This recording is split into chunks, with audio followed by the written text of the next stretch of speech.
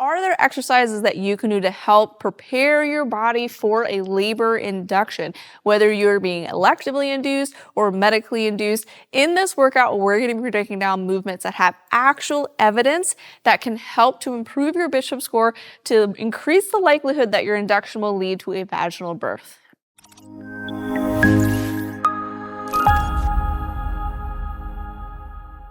Welcome to the MamasteFit YouTube channel. In this workout, we're going to be doing some birth preparation exercise specific to if you are trying to improve your Bishop score in preparation for a labor induction. Whether you're planning to be electively induced or medically induced, all of these movements have actual research that supports it helps to improve that Bishop score, which is kind of the score that your cervix gets at the beginning of your labor induction. This score is going to help to determine how open or dilated your cervix is, how thin it is or effaced, what is the consistency of it, is it soft or firm, what is the position of your cervix, is it more forward, is it backwards, is it kind of towards the middle, and then what is your baby's position. So your Bishop score is looking at all 5 of those things. The more of that, the higher your Bishop score, and based on research, tends to increase the likelihood of a vaginal birth. And so we're going to be breaking down some movements. I'm going to be talking about other things that you can do to help support your induction as we move through this 15-minute birth preparation workout. So all you're going to need is a birth ball and a yoga block.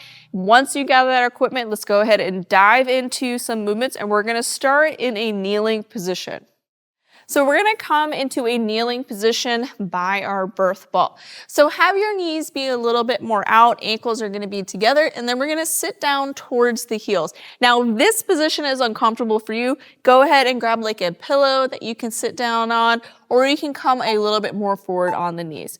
From here, we're going to think round in our back, either in this more extended position or in this position where you're seated more backwards. And we're first going to think big breath into the back side of our body. So think spreading in the shoulder blades, and then exhale, pull baby to spine.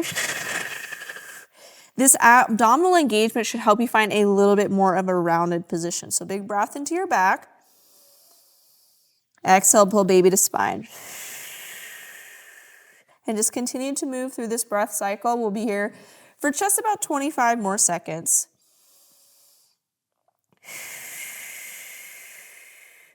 Now, during labor, something that has been shown to be beneficial, especially if you have like a Foley or a Cook's catheter or they're doing some cervical ripening, to sit on a birth ball and to move your hips around for like 30 to 40 minutes, and that can really help to improve your Bishop score.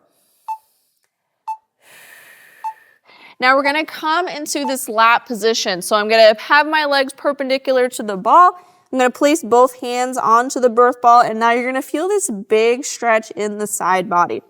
And from here, you can kind of push the ball out to feel more of a stretch. You can kind of rock back and forth, maybe side to side. But we're going to be targeting that side body. For a lot of us, we tend to have a little bit more tension in the lat musculature or your backs. And this can really impact how well we can create space within our pelvis. So we're going to start with that back expansion breathing exercise, and then we're going to move into some lat releases here. We'll come into some hip flexor and pelvic floor releases. All movements are going to help you to create space within your pelvis.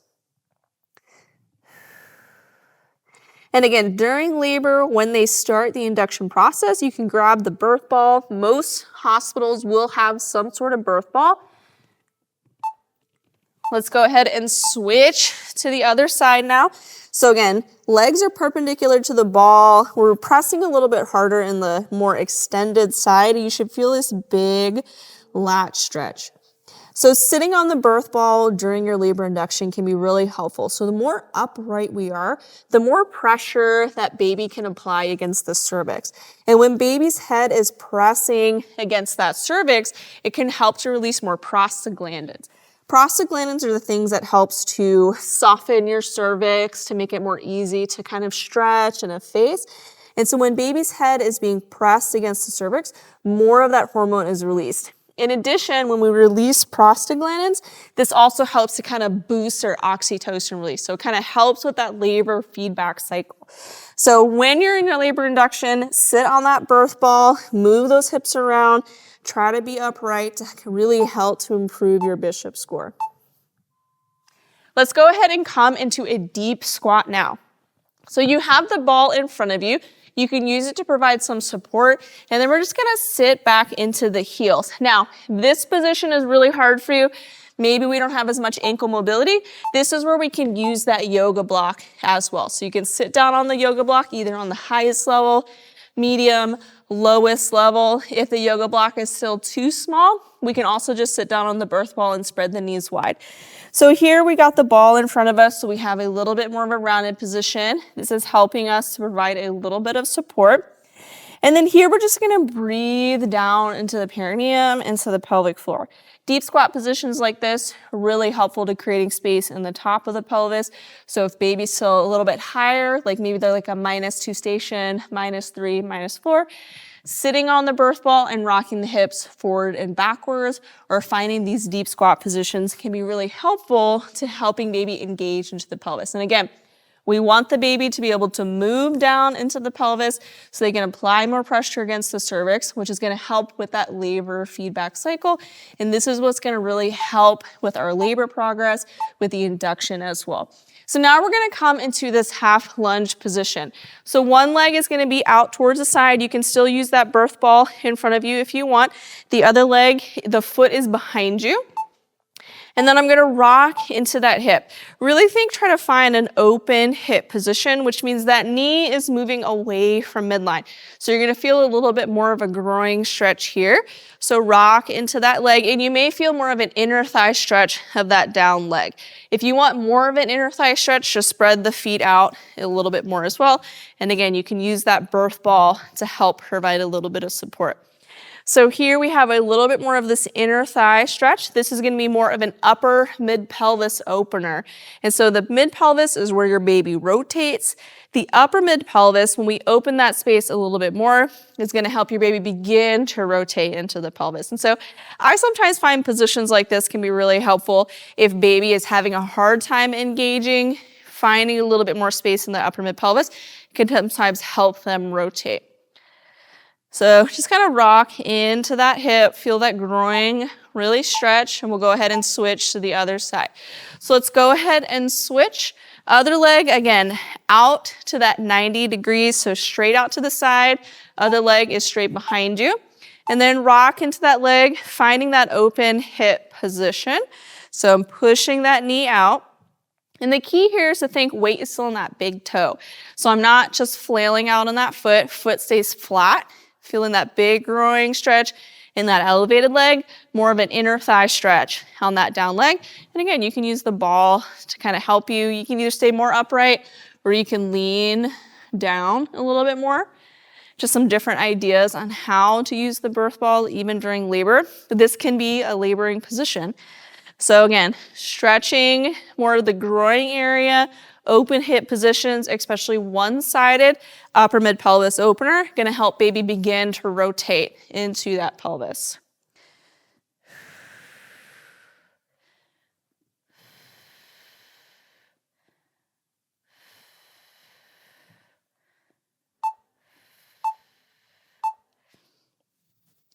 So now we're gonna find a hip flexor release.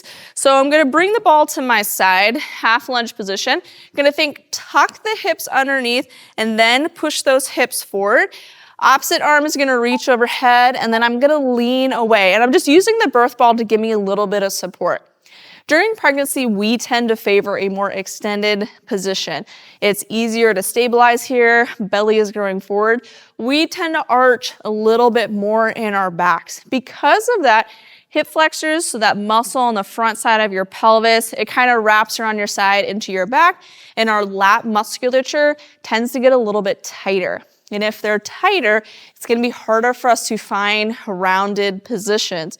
In rounded positions, really important to creating space in the top of the pelvis. That tucked butt position changes kind of the diameter of the front to back of the pelvis, which is gonna help baby engage. In addition, a rounded position is really important in creating space in the bottom half of the pelvis, which is where we're gonna go after this movement.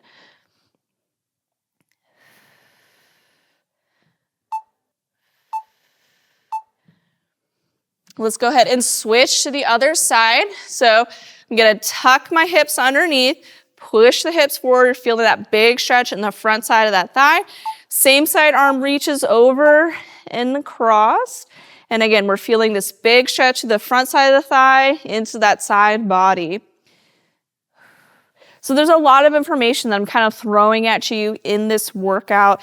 Main thing is we want to think about good mobility as we move into our labor to make it easier for us to create some space.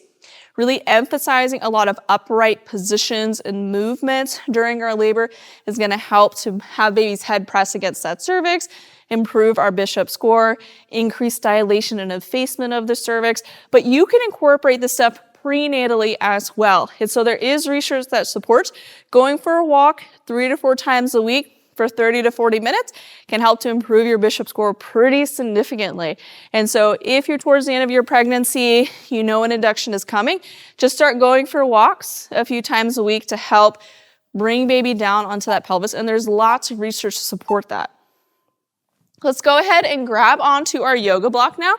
We're going to be doing an all fours hip shift.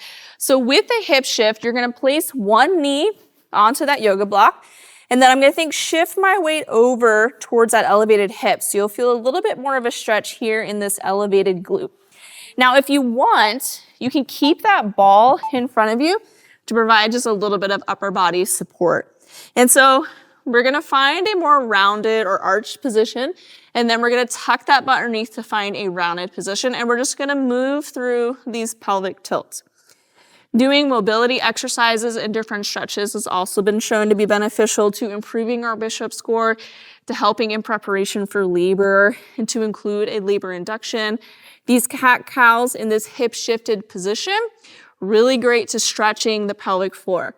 A lot of us tend to favor an uneven weight shift or distribution, so we tend to put a little bit more weight in our right side. And because of that, there's a little bit of uneven tension within the pelvic floor. Not overly problematic, but we want to do movements like this with the hip shift and the yoga block because this brings us a little bit deeper into one side. And this is going to help to stretch more of that posterior pelvic floor, help to create space in the lower part of the pelvis. Let's go ahead and switch sides. So place that yoga block underneath one knee, and then I'm going to shift my weight over towards that elevated knee. So like 90% of the weight is there, and then we're going to move through those pelvic tilts. So arch in the back, round in the back, but really think a lot of weight is in that elevated knee. You'll feel a really big stretch in that glute and that lower back area as you move through these pelvic tilts. During labor, if your baby is engaged and they're trying to rotate, hip shifts can be really great to labor in as well. It's one of my favorite movements that I did during my own labors. It's a really great movement to do during pregnancy to relieve common discomfort, but it can take a little bit of fine tuning. So explore the movement now during pregnancy, and it can really help to support you during your birth.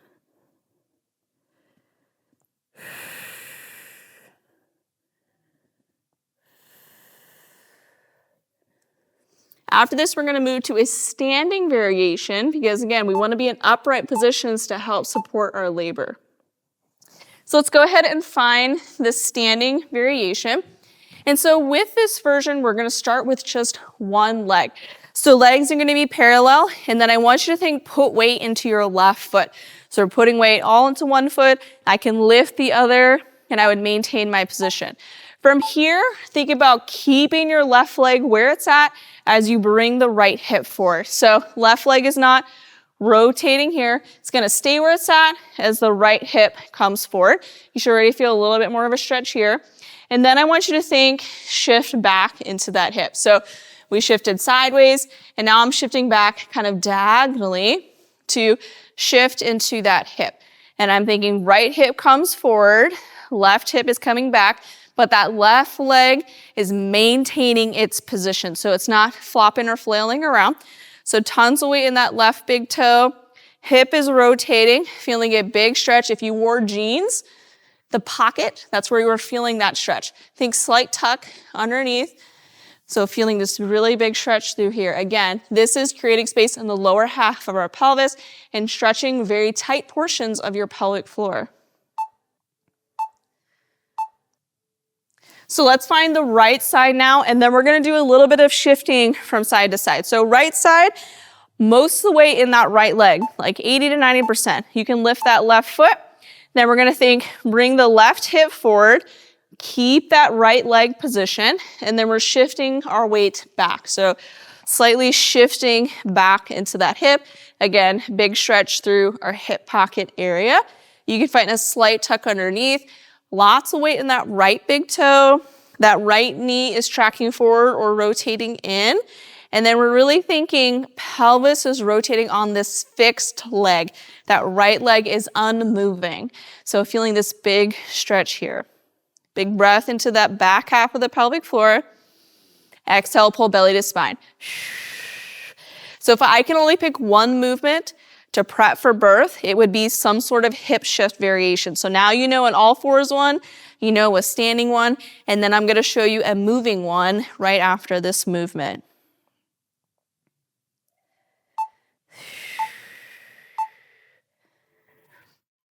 Now let's do a moving one. We're shifting our weight from leg to find that hip shift. And so we'll start by putting weight into that left foot, step the right foot forward. You can come up onto that heel if you'd like. And then we're shifting back into that hip. So we're finding more of that like hinge position. So knees staying stacked over the ankle, weight is in that big toe, unmoving left leg. And then we can switch to the right. Weight's in the right.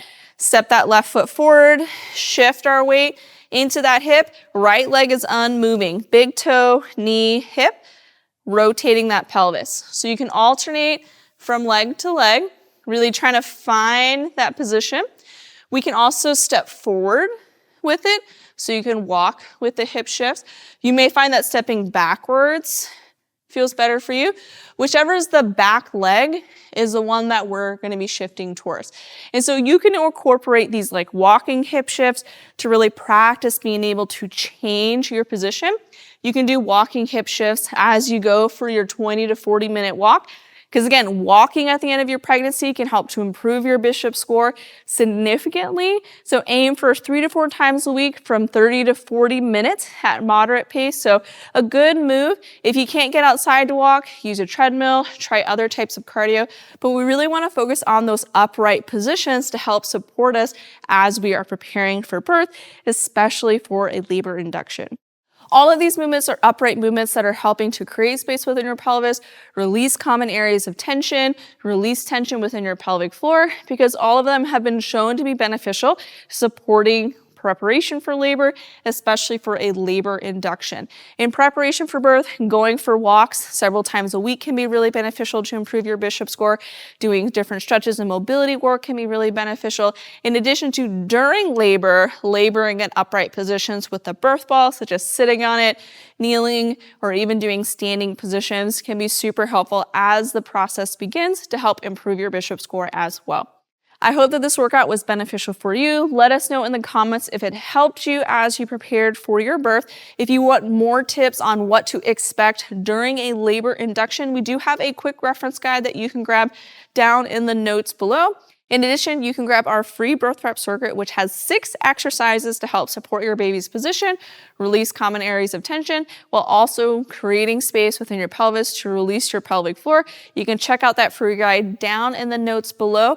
Because we are towards the end of our pregnancy, we may not be wanting to join a full-fledged prenatal fitness program, but we do have postpartum programs that are going to be workouts like this designed to help support you as you move step by step in the postpartum, where we bridge the gap between rehab and your return to fitness. So check out all of our offerings on our website at MamasteFit.com, and you can use code YouTube10 to get 10% off any of our online offerings. And a lot of them can be bundled together to save an additional 15% off. New workouts come out every Tuesday on our channel, so be sure to subscribe so that you get notified whenever we release a new workout, because we're here to support you throughout your pregnancy, your birth, and beyond.